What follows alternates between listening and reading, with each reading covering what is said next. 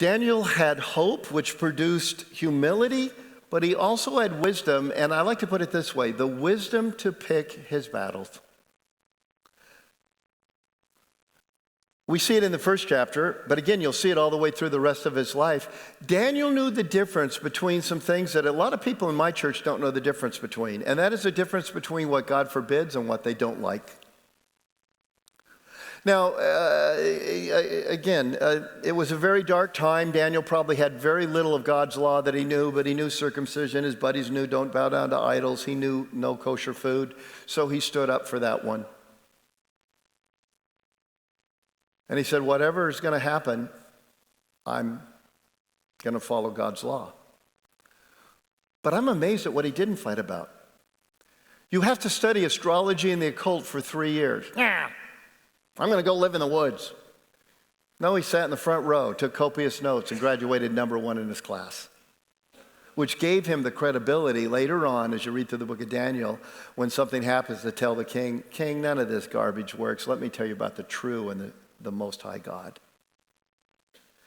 He didn't care when they changed his name from Christian, God is my judge, modern day might be somebody called Christian, to Satan's prince.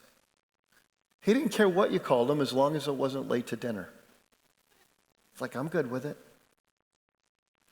He was willing to serve a godless king so well, he kept getting promoted. You don't promote people who don't serve you well, or who roll their eyes, or have a hidden disdain. I'm just amazed at what he didn't fight about. In my own church, where people struggle with this, there's an example I often use. And it's the example of my Lord's name. Jesus Christ is my Lord and my Savior. He died a horrific death so I would not have a horrific eternity. I owe him everything. And yet I have people around me who think that Jesus Christ is not a name to be worshiped and adored, but it's a swear word.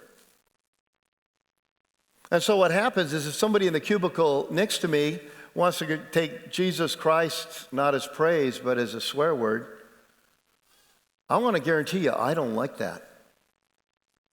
But at the end of the day, does God forbid non-Christians from living like non-Christians? No. At the end of the day, my friend doesn't need to clean up his language. At the end of the day, my friend needs to know Jesus, and then Jesus will clean up his language. And over, where I find where we barely survive and definitely don't thrive is because we've made the mistake of confusing what we don't like and what doesn't honor our God with what he forbids.